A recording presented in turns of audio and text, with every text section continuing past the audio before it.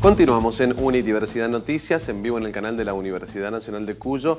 Por propuesta de nuestra productora y periodista del canal, estamos hablando de Sofía Castro, nos propuso este tema muy interesante para debatir en este bloque con una entrevista que vamos a tener en minutos nada más. Pero primero, presentar un informe que tiene que ver con una tendencia mundial de dejar de comer carne para beneficiar al medio ambiente. Muy pocos saben de que la industria de la carne es una de las industrias que más contamina en el mundo, como por ejemplo le gana en este sentido a la minería. Como disparador a la charla que vamos a tener con Paola Navarro, nutricionista, vamos a escuchar un informe muy pero muy interesante que hace Federico Ballarini. Él es médico y científico, trabaja para Vorterix, la radio de Buenos Aires, de Mario Pergolini. Hizo un informe que en 3 minutitos simplifica un poco y nos da muchos datos sobre cómo podemos cuidar a nuestro planeta dejando de comer carne y qué variantes hay en este sentido. Compartimos el informe y ya nos metemos con la charla. Vegetarianos, seres extraños si los hay. Seguro más de uno se imagina un hippie abrazado a una vaca o meditando dentro de un círculo de piedras de cuarzo para obtener energía cósmica. Pero ¿qué pasa si le quitamos toda esa magia sin fundamentos y hablamos de las ventajas reales de no comer carne?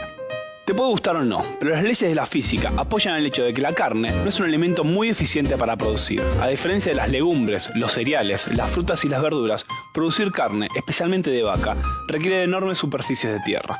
De todas las tierras del mundo utilizadas para producir alimento, más del 70% está destinada a la ganadería, mientras que el porcentaje restante está ocupado por cultivos. Pero bancá, porque 1/3 de esos cultivos son utilizados para alimentar a esos animales. Para ponerlo en números, de los 2.7 millones de kilómetros cuadrados que tiene la superficie argentina, la mitad está destinada a producir alimentos, de los cuales 1.1 millón son pastizales para la cría de ganado vacuno y solo 0.4 para cultivos. A su vez, la gran mayoría de estos cultivos son forrajeros, o sea cultivos cuya mayor proporción son destinadas al consumo animal de acá o de otro país, como soja, maíz, sorgo y girasol. El problemita es que estas tierras, antes de ser ocupadas por animales ganaderos y ser cultivos, eran bosques, selvas y ecosistemas muy importantes para nuestra supervivencia. Y desgraciadamente hoy son parte de algo así llamado avance de la frontera agropecuaria. En las próximas décadas se espera un aumento en el consumo de carne de todo el mundo y un mayor avance de esa frontera agropecuaria para sostenerse al consumo. Esto significa una reducción de los bosques nativos tropicales y subtropicales como el Amazonas y el Gran Chaco americano. Al mismo tiempo, se va a producir un aumento de las emisiones de gases de efecto invernadero producidos por este sector, tanto por las actividades ganaderas y agrícolas como las generadas por la deforestación. Qué gran problema, ¿no? ¿Y ahora qué hacemos con todos estos datos? ¿Qué opciones nos da la ciencia para enfrentar esta difícil situación? Las investigaciones dicen que reducir el consumo de carne sin eliminarla por completo podría ayudarnos a detener la deforestación, a proteger ecosistemas y a reducir las emisiones de gases de efecto invernadero, mitigando el cambio climático. Además, la mejor evidencia científica disponible nos dice que comer carne no es un alimento necesario para lograr el correcto crecimiento y desarrollo de ninguna etapa de la vida. Ni en el embarazo, ni en la lactancia, ni en la infancia, ni en la adolescencia, ni en la adultez, ni en la vejez, ni inclusive para atletas. También está demostrado que el alto consumo de carne está relacionado con enfermedades del corazón, hipertensión arterial, diabetes tipo 2 y algunos tipos de cáncer, por lo que reducir el consumo de carne también atraería beneficios muy interesantes para la salud pública. Cambiar la carne por otros alimentos que la reemplacen nutricionalmente no es algo factible en comunidades que viven de los animales, porque estas suelen estar habitadas en zonas donde se cultivan alimentos, no es algo muy fácil. Pero esa es la minoría, ya que la gran mayoría de la población vive en ciudades donde el acceso a los alimentos es muy fácil y cambiar de dieta solo requiere de tu voluntad. El mundo se encuentra en un estado crítico y nuestras acciones, por más individuales que sean, impactan de manera local y globalmente. La ciencia, nuevamente, da las herramientas necesarias para tomar decisiones que nos permitan asegurarnos la subsistencia de la futura generación. Pero como siempre, la última palabra la tenés vos. Muy bien, Federico Ballarini allí de vorterix.com, hace informes de todo tipo, son muy interesantes, los pueden ver allí en la plataforma. El disparador para presentar hoy aquí en Unidiversidad Noticias a Paola Navarro, nutricionista. Paola, ¿cómo andas? ¿Qué tal? Buenas noches. Buenas noches, ¿cómo estás? ¿Todo bien? Muy bien, muy bien. Bueno, gracias muy por venir. interesante el disparador. La verdad, Sí, muy completo sí. en estos 3 minutos. Exacto. Empezamos a desmenuzar un poco toda la información que vimos. ¿Realmente hay una tendencia hacia, o hay más personas que son vegetarianas y veganos por el hecho de cuidar el planeta, según tu visión? Y realmente los motivos por los que una persona decide no comer carne son variados. de todas maneras, por algo, por ejemplo, económico, que sería de repente como que es más barato no comer carne, es mínimo. La verdad que tiene que ver con un patrón de consumo y tiene que ver con la zona, con digamos, el lugar, lo que tenemos, la cultura. Es una tendencia que va en aumento y la verdad que desde todas las asociaciones de nutrición, sean nacionales e internacionales, avalan el consumo de una alimentación con menos carne. La realidad es que el hábito alimentario es difícil de cambiar, sumado a que hay, digamos, intereses, bueno, en este informe lo vemos claramente, intereses que son muy importantes económicos, que va a influir en que la persona realmente le cueste tomar esas decisiones solamente por el cuidado del planeta o por la economía, inclusive por la salud, te diría. Por ahí hay a veces motivaciones más por lo filosófico, lo religioso, o realmente hasta te diría contraculturalmente, porque ser vegetariano en una sociedad donde se consume carne es hasta contracultural, te diría, ¿no? Pero es una tendencia y realmente no llega a ser mayoría todavía. Pero sí nos habla de que hay una desinformación y hay de repente una falta de educación con respecto a la alimentación en general. Si no escuché mal el informe, dice sin eliminar por completo la carne. Sí. ¿Se puede eliminar por completo o está bueno comer carne de vez en cuando acompañado por otro tipo de alimentos? En realidad lo que uno tiene que aprender es a reemplazar esos nutrientes que tiene la carne. La carne realmente, como decía el informe, para producir carne no es muy eficiente energéticamente porque tenemos una proteína de repente, es un combustible que utiliza el cuerpo después de los hidratos de carbono, ¿sí? Claro. Uno puede reemplazar las proteínas animales por vegetales.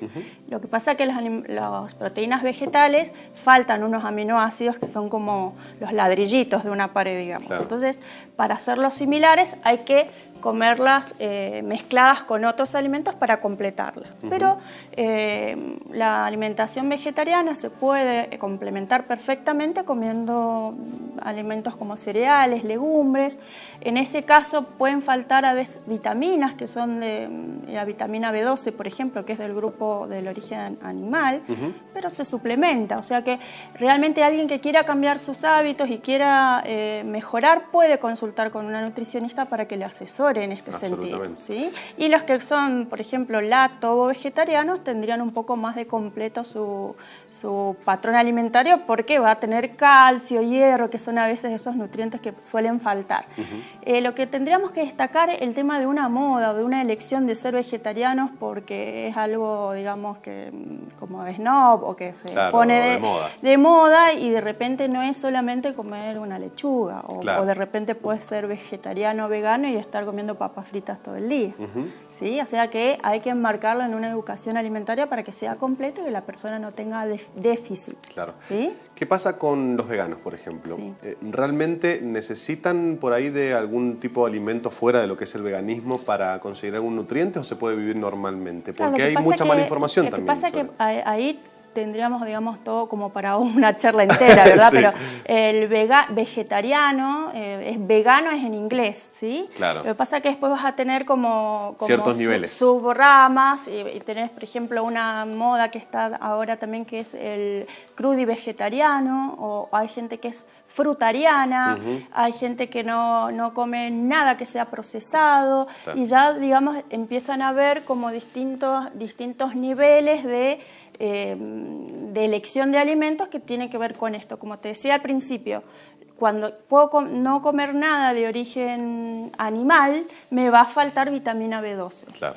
Y digamos, un vegetariano consciente lo consulta y lo suplementa, porque, bueno, pero de repente vas a tener gente que no solo tiene su estilo de alimentación, sino su estilo de vida.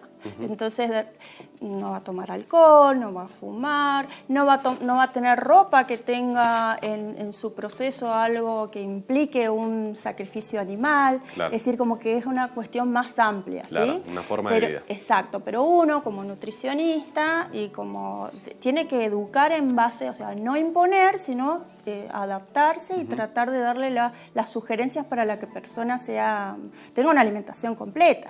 Tomo ¿sí? eso último que me decís, Sí. porque por ahí mucha gente dice, bueno, no puedo, trabajo todo el día, no me organizo. Pasa un poco por ahí, ¿no? Buscar un profesional que me ayude a ordenar mis comidas en el día y a programarme, porque me parece que cada vez comemos peor, ¿no? Cada vez Sí. estamos más estresados, cada vez se trabaja más en el mundo y en esta vorágine como cualquier cosa en la calle y no me voy alimentando bien. Vemos la imposibilidad y no más, digamos, los frenos están muy cerca y por ahí con un nutricionista dice, no, digamos, comprate esto y esto. El tema, Raúl, lo único que podría decir del informe es que no es algo de voluntad. La voluntad no es, o sea, no es un problema de voluntad de la gente, sino de repente es información, motivación, para tratar de cambiar algo, digamos, ¿no? Pero digamos, están todas las asociaciones a favor pero tiene que ser guiado, porque bueno, sabemos hoy en día que se pasan las dietas, sean saludables o no, hay gurús, hay modas, y entonces, bueno, vas a tener que necesitar el apoyo de la ciencia y de que uno es un mediador entre la ciencia y eso pasarlo a la realidad y dar indicaciones que la gente pueda realizar. Absolutamente. ¿Sí? En medida de que lo que tenga disponible. Claro. Nosotros es una paradoja, porque Mendoza es productor de frutas y verduras y nos estamos dando cuenta que el hábito que tenemos es malísimo. La gente no consume frutas y verduras, por ejemplo. ¿Sí? Paola, teníamos varios disparadores y otros temas de coyuntura también para consultarte. Nos ha quedado poco tiempo, te consulto sobre uno. Hay estadísticas que hablan de que una familia al año en la Argentina tira 38 kilos de comida. ¿Qué opinión te merece esto, digamos? ¿Esto también pasa por los malos hábitos y el mal consumo también? Y la verdad que es una cifra alarmante y es como aberrante, diría yo, dado que conocemos hace poco las cifras de desnutrición y pobreza. Tiene que ver con la mala organización, con la estimación de los recursos. A veces uno tiene que tenemos problemas por exceso y por falta. Entonces, de repente, poder organizar a veces para una familia, hay gente de bajo recurso que tendrá un guiso y no creo que esa gente tire lo que le sobra. Pero en lo demás vos ves un carrito en el supermercado y ves, o sea, todo lo que se lleva de más, cómo vienen las porciones. Entonces debería ser algo como una política pública de salud, de educación. Nosotros estamos trabajando para ver que la materia de nutrición se dé desde jardín de infantes, porque no puede ser que uno tenga tan mala alimentación, sumado a que cualquiera puede decir cualquier cosa de la comida. Absolutamente. ¿sí? Entonces la verdad que es aberrante escuchar ese dato, pero es muy real. ¿sí? Paola, gracias por venir, ha sido un gusto, la verdad. No, a ustedes, muchísimas gracias. Por favor, hacemos una pausa, ya venimos.